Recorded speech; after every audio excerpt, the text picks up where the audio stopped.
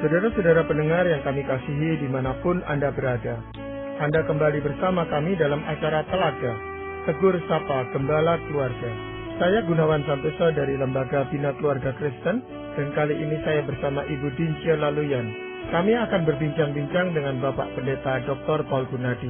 Beliau adalah seorang pakar dalam bidang konseling, serta dosen di Seminari Alkitab Asia Tenggara, Malang. Perbincangan kami kali ini merupakan kelanjutan dari perbincangan kami terdahulu, yaitu tentang pemberontakan anak. Kami percaya acara ini pasti bermanfaat bagi kita sekalian, dan dari studio kami mengucapkan selamat mengikuti.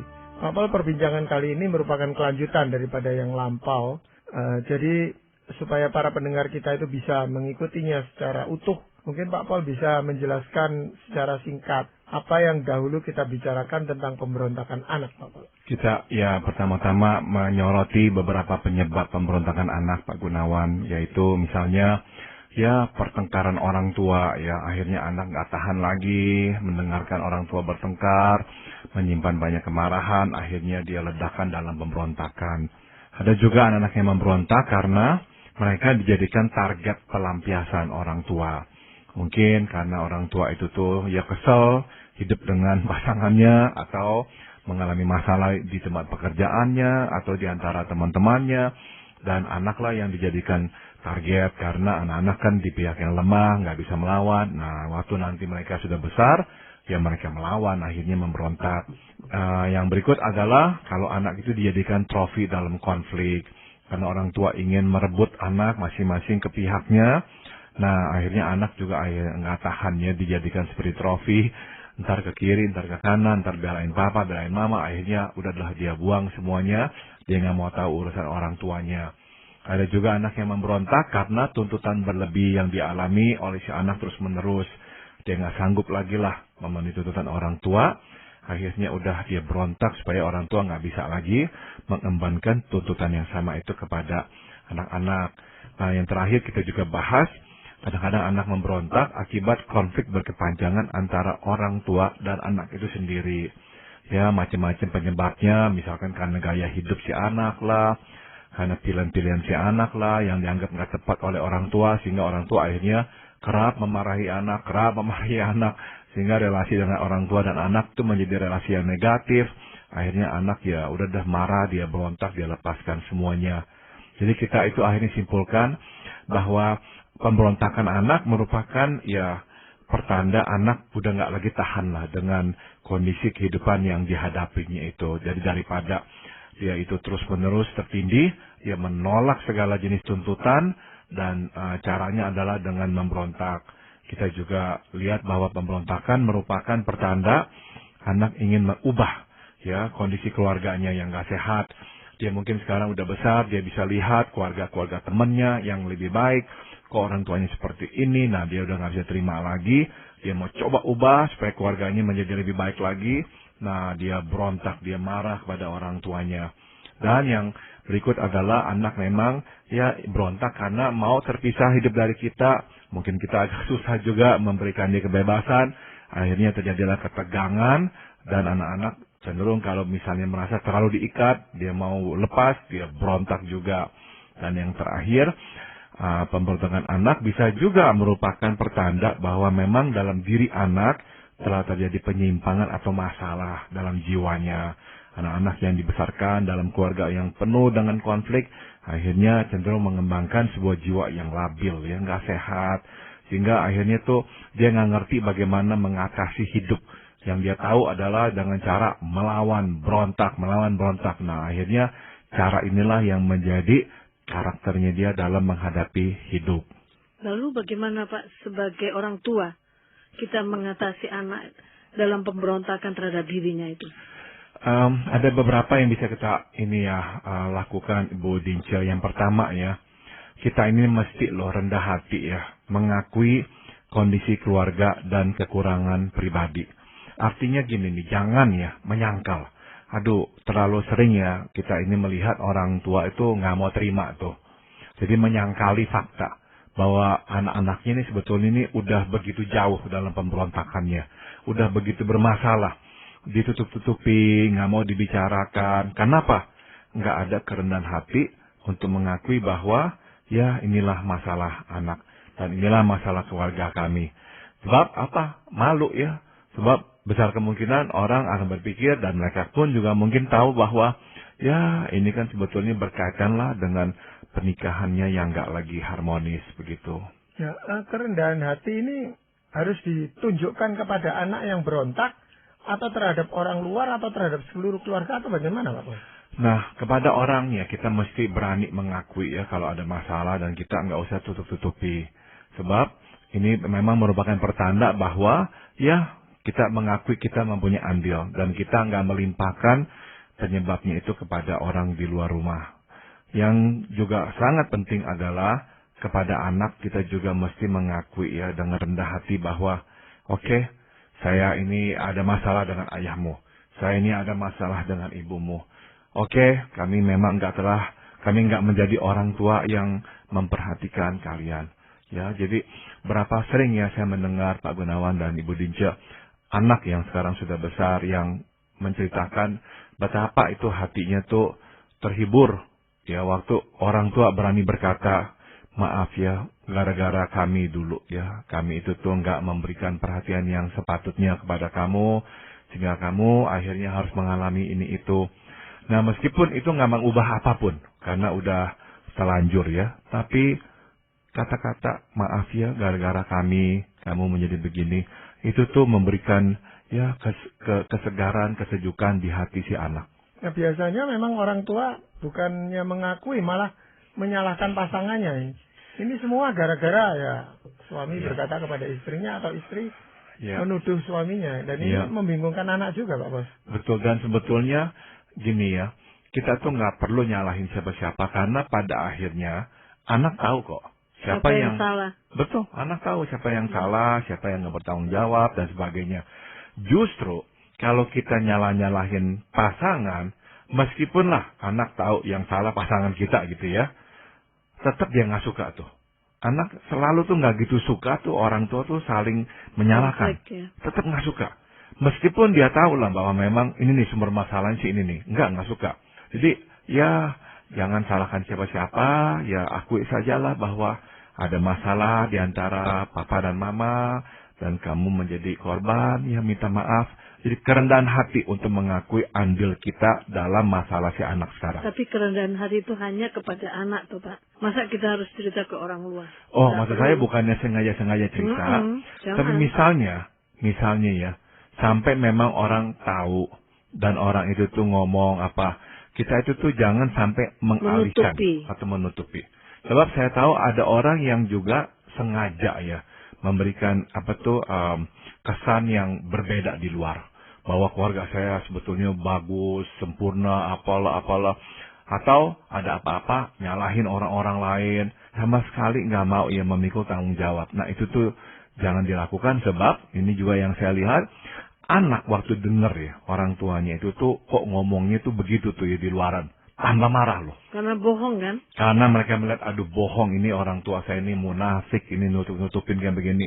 Justru dorongan memberontak bukannya melemah. Makin membesar, begitu.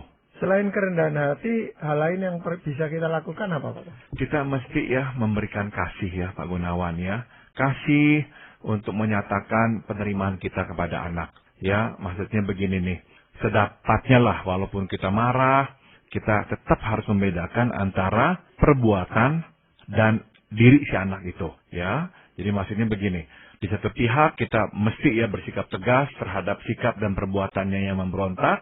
Di pihak lain kita harus mengkomunikasikan penerimaan kepada dirinya bahwa dia tetap adalah anak yang kita kasihi. Jadi kita itu tuh nggak mengubah fakta itu. Kamu tetap anak. Kamu tetap dalam hati kami. Kamu tetap adalah orang yang kami doakan. Nah itu nggak berubah. Tapi misalnya ada perbuatannya yang memang jelas-jelas salah ya kita katakan itu salah. Itu nggak benar. Kamu menipu temanmu, itu salah. Kamu memakai uang kami, tanpa memberitahukan kami, itu juga salah. Nah, kita mesti berani menegur tindakannya itu tuh. Jangan sampai kita juga membungkamkan diri. Tapi gini Pak Paul, tegas itu penting. Itu betul ya Pak Paul. Tapi anak, kalau kita tegasi, tidak boleh disertai emosi. Karena ada orang tua yang mengatakan begini kepada anak. Karena dia sudah memberontak.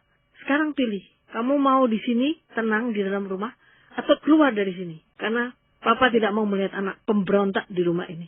Saya kira kata-kata semacam itu tidak pantas dikeluarkan oleh seorang ayah kepada anaknya. Orang tua itu harus tegas tapi harus ada kasih.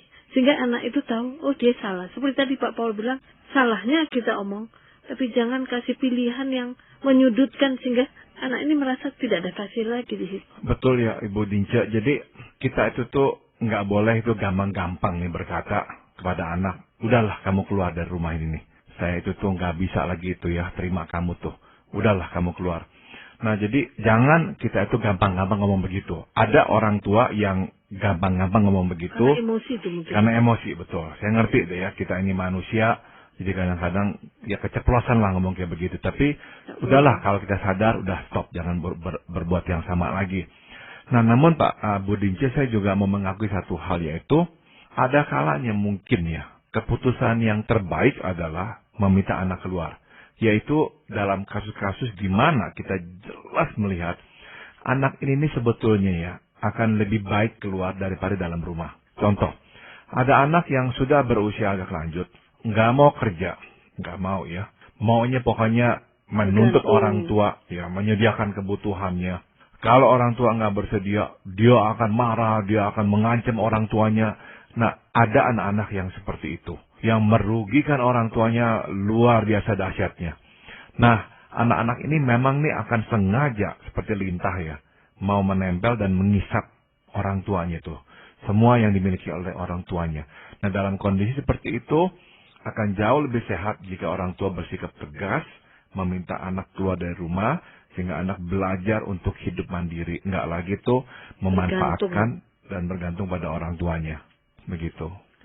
Ketika Absalom itu memberontak kepada Daud, ayahnya, dan Daud mengampuni Absalom, sehingga ketika Absalom dibunuh, Daud pun menangis dan seterusnya. Apakah itu wujud kasih seorang ayah kepada anaknya yang memberontak? Iya, jelas sekali ya. Meskipun di pihak yang lain ini juga memang menimbulkan kekacauan ya dalam keluarganya dan tugas kepemimpinannya, karena akhirnya Daud tuh ya nggak lagi berimbang.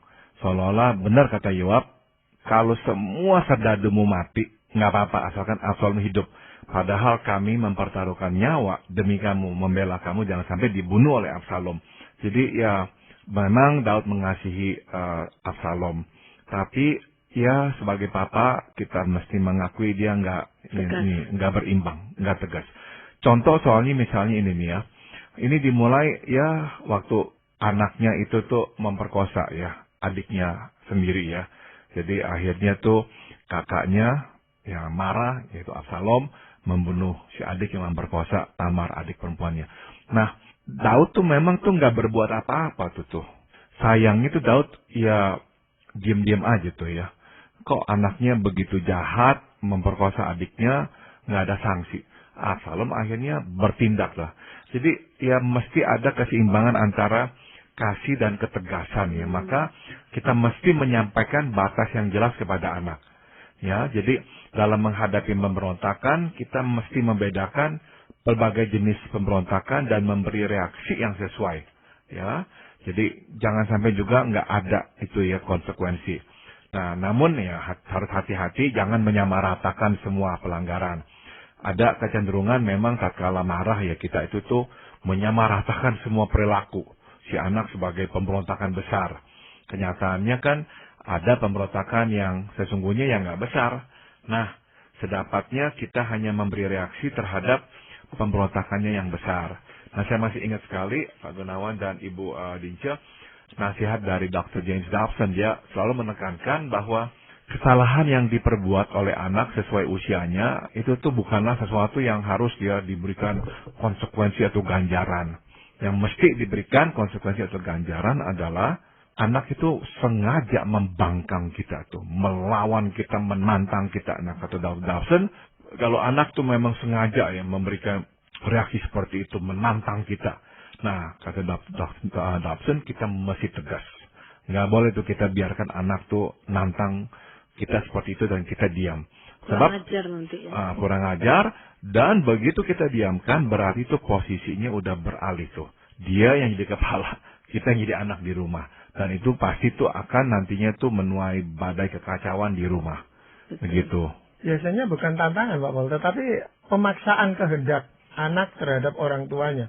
Dan anak kan paling pandai untuk memanipulasi keadaan supaya orang tuanya itu memenuhi permintaan anak ini. Dan ini orang tua biasanya tidak bereaksi keras. Ya, jadi ini sekali lagi kembali kepada ketegasan ya Pak Gunawan. Memang perlu ya. Saya berikan contoh, ini sesuatu yang sering terjadi. Anak yang seperti tadi Pak Gunawan gambarkan, manipulatif lah, memanfaatkan orang tuanya lah. Orang tuanya diam, malahan ya dikasih. Nah, adik dan kakaknya si anak itu melihat marah tuh kepada orang tua. Sebab mereka melihat orang tua kok nggak adil ya. Kayak memanjakan gitu. Kok kayaknya memanjakan, membiarkan. Padahal ini anak nih merugikan keluarga sedemikian besarnya. Nah, apa yang dilihat oleh anak-anak yang lain? Ketidakadilan, ketidaktegasan. Sama seperti tadi kasusnya Absalom. Absalom melihat papanya nggak adil, nggak tegas. Kok ini anak memperkosa adiknya, kok didiamin aja. Makanya akhirnya Absalom mengambil tindakan sendiri, membunuh adiknya sendiri. Nah, udah begitu, ya waktu Absalom itu ketahuan berbuat begitu, Daud marah. Nah, Absalom akhirnya melarikan diri ke rumah nenek kakeknya. Nah, ini dipanggil pulang oleh Yoab. Ya, Daud diamin. Jadi, Daud itu nggak konsisten. Kok si anak yang jahat memperkosa adiknya didiamin? Absalom juga, Absalom dihukum seolah-olah. Jadi, nah inilah yang akhirnya menimbulkan kepahitan, sebab Absalom melihat kok Daud kurang adil. Jadi masalah berkembang besar, sampai rumah tangga Daud akhirnya kocar-kacir. Tapi pemberontakan ini juga seringkali karena masih kecil, anak tidak berani melakukan pemberontakan terhadap orang tuanya. Dan baru terjadi setelah dewasa, sudah keluar dari rumah, tapi dia tetap menolak orang tuanya. Itu sering terjadi Pak Gunawan, sering terjadi. Apalagi kalau anak melihat ya, begini dah, anak ini sebetulnya ini bukan anak yang berjiwa pemberontak, bukan. Tapi, dia melihat percuma ngomong dengan orang tua. Sebab ada orang tua memang yang nggak terbuka deh ya, dengar masukan dari anak. Akhirnya tuh dia berkata, atau si anak berkata, udah dah nggak usah ngomong percuma. Udah diamin aja dah. Tapi begitu kesempatan datang, dia bisa lepas dari orang tua. Benar-benar dia kepakan sayapnya, dia terbang tinggi, dia lepaskan orang tuanya. Nggak mau tahu lagi. Nggak peduli dengan orang tua. Iya. Itu sering terjadi, betul. Nah, kalau sudah dalam hal seperti itu, kan orang tua tidak bisa lagi bersikap tegas gitu, Pak. Iya, sudah terlambat. Sudah terlambat. Betul. Ya. Berarti ada cara yang lain, Pak Pol, di dalam kita mencegah supaya anak atau anak-anak kita jangan memberontak kepada kita, Pak. Kuncinya adalah ini, Pak Gunawan, yaitu integritas dan stabilitas. Saya jelaskan ya. Sebelum kita menanam sesuatu, kita mesti ya, terlebih dahulu kan menggemburkan tanahnya. Nah, demikian pula dengan usaha menanam sesuatu yang baik pada anak, terutama saat terjadi pemberontakan. Kita perlu menggemburkan tanah alias mempersiapkan relasi agar sewaktu terjadi pemberontakan, dampaknya tidak berlarut dan memburuk. Nah, ini berarti kita harus menjaga relasi yang baik dengannya di masa sebelum pemberontakan terjadi. Jadi kita nggak boleh berasumsi bahwa anak kita tuh pasti nurut, nggak akanlah memberontak. Belum tentu, sebab kebanyakan anak-anak waktu melewati masa remaja adalah pemberontakan. Maka kita tuh mesti mempersiapkan ya relasi kita sewaktu pemberontakan terjadi, kita akhirnya tuh lebih bisa ya menghadapinya dengan baik. Nah, apa tuh yang kita mesti lakukan? Kita mesti mempertahankan kehidupan yang berintegritas dan jiwa yang stabil. Jika kita hidup dalam kemunafikan yang nggak ada integritas, hampir dapat dipastikan pemberontakan anak akan makin berkobar. Juga bila anak melihat bahwa kita bukanlah pribadi yang stabil, terombang-ambing, berubah-ubah, betul. Dia cenderung menunjukkan pemberontakan yang lebih besar. Sebab kenapa? Diperlukan jiwa yang stabil untuk membendung pemberontakan anak. Jadi waktu anak melihat ketidakstabilan jiwa kita, nah dia melihat peluang dah untuk memberontak. Jadi sekali lagi ya, penting bagi kita memulai keluarga dalam integritas dan stabilitas. Tanpa kedua karakter ini, pemberontakan hampir dapat dipastikan akan terjadi. Nah, integritas dan stabilitas, kalau kita hubungkan dengan relasi kita terhadap anak, supaya anak itu bisa merasakan, mengalami bahwa kita ini adalah pribadi yang berintegritas dan yang stabil. Itu bagaimana caranya, Pak? Sudah tentu bukan saja kita mengajarkan apa yang baik, kita mesti menghidupi apa yang baik itu, Pak Gunawan. Saya cukup sering mendengar ya anak yang sekarang sudah besar yang bercerita tentang orang tua yang memang ya memperlihatkan nggak adanya integritas itu tuh. Jadi ya sebagai contoh misalnya ada orang tua yang ya menyebarkan lah ya cerita meskipun secara halus bahwa dia itu tuh nggak punya uang. Padahal anaknya tahu punya uang gitu. Tapi memberikan kesan, aduh kurang nih uang sehingga mengundang simpatik orang di luar. Akhirnya memberikan uang kepadanya. Anak itu tuh nomor satu udah kesel luar biasa. Malu. Udah dan akhirnya tuh merasa aduh udah munafik sekali orang tuanya. Jadi nggak ada lagi integritas itu tuh. Belum lagi ya tadi kata Bu Dince merasa malu karena akhirnya kan jadi objek belas kasihan orang. Nah anak-anak yang melihat orang tua seperti itu tuh nggak bisa nggak tuh maunya tuh berontak, maunya meledak begitu. Dan kalau orang tuanya bicara memberikan peringatan kepada dia, nggak didengar. Pasti nggak didengar. Masuk kuping kiri, keluar kuping kanan. Buat apa dia dengarkan orang tuanya seperti itu? Dan juga stabilitas itu penting karena kalau anak melihat orang tuanya itu nggak stabil, dia berubah-ubah, emosi naik turun. Anak nggak bisa hormat, Pak Gunawan, Bu Dince. Nggak bisa lagi respect gitu kepada orang tua. Karena orang tua kayak anak-anak. Kayak anak-anak, betul. Mungkin ya mengemis-ngemis perhatian atau kasih. Aduh, anak akhirnya sebel lihat orang tua kayak begitu, nggak ada respect lagi. Nah biasanya tuh tinggal lagi setahap lagi udah berontak tuh. Ngomong bisa kasar sama orang tuanya. Orang tuanya minta apalah, nyuruh apa. Bukannya dituruti, malahan dibalesin, dimarahin lagi. Itu yang terjadi. Iya, jadi stabilitas ini sangat erat kaitannya dengan konsistensi orang tua ini terhadap anak gitu Pak Bal ya. Betul. Supaya anak tidak merasa bingung dan tidak merasa terkejut. Iya. Karena orang tuanya berubah-ubah terus gitu. Iya.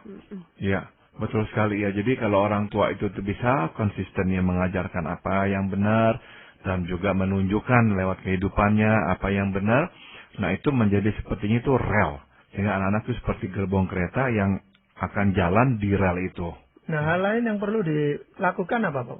Mesti jangan lupa berdoa Pak Gunawan. Nah ini nih pentingnya kita terus lakukan. Tuhan mendengar doa, jadi ya jangan berhenti berdoa. Meskipun perubahan yang kita nantikan kok kayaknya nggak kunjung datang, ya. Jadi ya mesti berdoa. Nah, tapi ya saya mau ingatkan lagi, kita mesti menyadari kelemahan diri kita dan bersedia berubah. Kalau kita mau menuntut anak kita berubah, kita juga mesti berubah, ya. Ingat ya bahwa doa tanpa perubahan sikap atau perubahan perilaku tidak akan membuahkan hasil, ya. Jadi ya kita mesti ingat baik-baik bahwa Tuhan bekerja lewat ketaatan kita, bukan ketidaktaatan kita.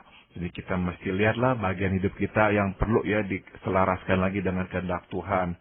Nah, dalam doa kita mesti minta hikmat Tuhan, minta kesabaran tanpa batas. Perlu nih dua hal nih, saya tekankan benar-benar nih, hikmat dan kesabaran. Ya, supaya kita ngerti bagaimana menghadapi anak-anak kita dan juga sabar. Nggak sampai akhirnya itu kita itu meledak dan memutuskan hubungan. Ya, kita juga ya mesti sabar atas perilakunya yang menjengkelkan itu.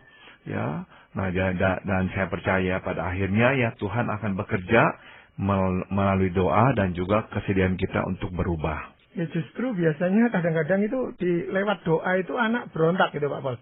Karena anak merasa dijadikan objek di dalam doanya itu. Selalu itu doa bersama di dalam keluarga, lalu orang tua itu ayah atau ibunya selalu memunculkan kekurangan-kekurangan atau hal-hal yang menjengkelkan. Nah, anak ini merasa kalau gitu buat apa saya ikut persekutuan doa atau ibadah keluarga ini gitu loh. Maka ya penting kita itu tuh nggak mendoakan dia di depan mata dia dan menyebut-nyebut nama dia sebagai orang yang bermasalah, dia tambah marah. Kita juga jangan ya sebar-sebarkan berita di gereja, tolong doakan anak saya yang bermasalah ini. Ya, mestilah bijaksana lah. Kalau kita mau cerita kepada seseorang yang kita dekat dan dapat menjadi pembimbing kita, dapat mendoakan kita, ya nggak apa-apa, silakan. Tapi jangan sembarangan berbicara, karena itu nanti membuat anak makin nggak mau lagi ya untuk mau dekat dengan kita. Pak Paul, firman Tuhan di Yakobus 5 ayat 16 kan mengatakan, doa orang yang benar bila dengan yakin didoakan, besar kuasanya. Nah, apakah sebagai orang tua kita perlu mengajak anak pemberontak ini berdoa bersama, padahal dia sudah pesimis dengan doa? Nah, kalau memang kita ajak dia nggak mau ya Ibu Dince, kita bisa berkata begini, ya nggak apa-apa, ya Mama ngerti, kamu nggak mau berdoa, nggak apa-apa. Tapi boleh nggak izinkan Mama berdoa untuk kamu di sini? Misalkan dia bilang dia diam atau bilang terserah, udah kita pegang tangannya dan kita berdoa, tapi enggak menyebut-nyebut Tuhan sadarkan anak saya supaya dia bertobat, jangan. Kita doakan supaya Tuhan menuntun hidupnya, supaya Tuhan menolong dirinya, dan Tuhan juga menolong kita mengerti anak kita. Tuhan mengubahkan bagian hidup kita yang perlu diubahkan. Jadi kita doakan untuk diri kita yang memang perlu diubah, dan kita doakan supaya Tuhan menuntun hidupnya. Itu saja, kalau dia bersedia kita berdoa baginya. Ya, Pak Paul, sebelum kita mengakhiri perbincangan ini, mungkin ada ayat firman Tuhan yang ingin Pak Paul sampaikan? Di Yesaya pasal 57 ayat 15 firman Tuhan berkata, Aku bersemayam di tempat tinggi dan di tempat kudus, tetapi juga bersama-sama orang yang remuk dan rendah hati, untuk menghidupkan semangat orang-orang yang rendah hati dan untuk menghidupkan hati orang-orang yang remuk. Tuhan tahu ya bahwa kita tidak sempurna, namun terpenting bagi Tuhan adalah pertobatan atau perubahan kita. Nah, untuk itu diperlukan kerendahan hati untuk mengakui kekurangan kita. Kita yakinlah bahwa Tuhan bersama dengan kita yang remuk hati dan rendah hati. Dia pasti mendengarkan doa kita. Ya, terima kasih sekali Pak Paul perbincangan ini. Dan para pendengar sekalian, kami mengucapkan banyak terima kasih. Anda telah mengikuti perbincangan kami dengan Bapak Pendeta Dr. Paul Gunadi dalam acara